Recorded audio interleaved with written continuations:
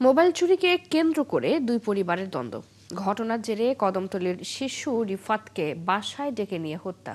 পরদিন চালের ড্রামে লুকিয়ে রাখা মরদেহ অটোরিকশায় করে গ্যান্ডারিয়ায় ফেলে আসে খুনি, যার পুরো ঘটনা ধরা পড়ে ওই এলাকার একাধিক সিসি ক্যামেরায়। এ ঘটনায় অভিযুক্ত মায়া বেগমকে গ্রেপ্তার করেছে পুলিশ।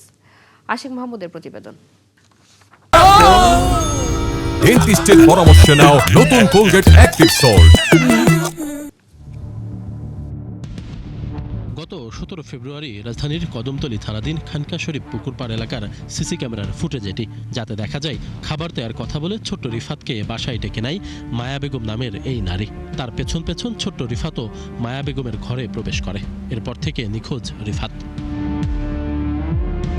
এই ঘটনার পরদিন মায়া বেগম বাসা থেকে ড্রামে ভর্তি রিফাতের মরদেহ অটোরিকশায় করে নিয়ে যায়, ফেলে আসে গ্যান্ডারিয়া থানাধীন লোহারপুল এলাকার ময়লার স্তূপে।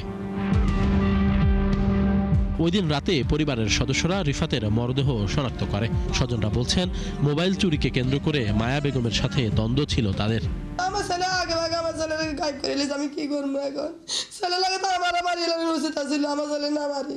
আমাদের মোবাইল একটা চুরি হয়েছে, মোবাইলটা ওই মহিলা চুরি করছে, মোবাইলের জের নিয়ে আমার ছেলের খুন করছে। তারেক রহমান আমার কাছে এটাই অনুরোধ, সবার কাছে অনুরোধ, দেশবাসীর কাছে একটাই অনুরোধ, আমি এই মহিলার ফাঁসি চাই।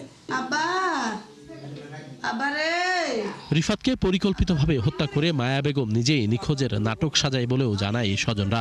ওনারা খুঁজতেছে, আমাদের সাথে বলতেছে কি তোর বাইরে খোঁজ পাওয়া যাবি, কে নিচে এনতেন এডি বলতেছে, আমার যে নিচে নিচে পাওয়া যাবি।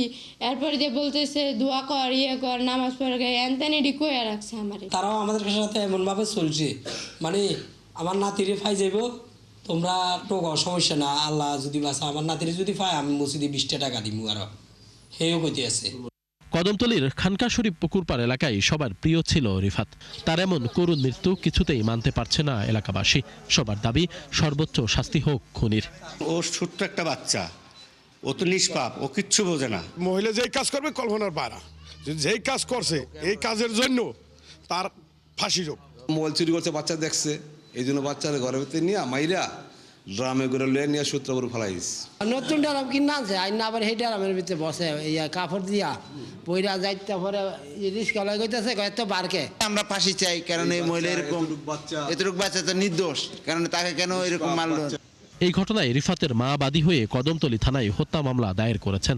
ইতিমধ্যে সিসি ক্যামেরার ফুটেজ বিশ্লেষণ করে মায়া বেগমকে গ্রেপ্তার করেছে পুলিশ। বিভিন্ন সিসি ফুটেজ এবং প্রযুক্তি ব্যবহার করে এক পর্যায়ে আমরা ওই মহিলা মায়া বেগম আর কি এই ঘটনার সাথে সরাসরি সম্পৃক্ত, তাকে আমরা জিজ্ঞাসাবাদ করি। এক পর্যায়ে সে স্বীকার করে। তাদের দুই পরিবারের মধ্যেই মোবাইলকে কেন্দ্র চুরিকে কেন্দ্র করে দ্বন্দ্ব বিবাদ হয়। ছোট্ট রিফাতকে যারা নির্মমভাবে হত্যা করেছে তাদের শাস্তি নিশ্চিত করে দৃষ্টান্ত স্থাপনের দাবি স্বজন ও এলাকাবাসীর। আশিক মাহমুদ, ৭১, ঢাকা।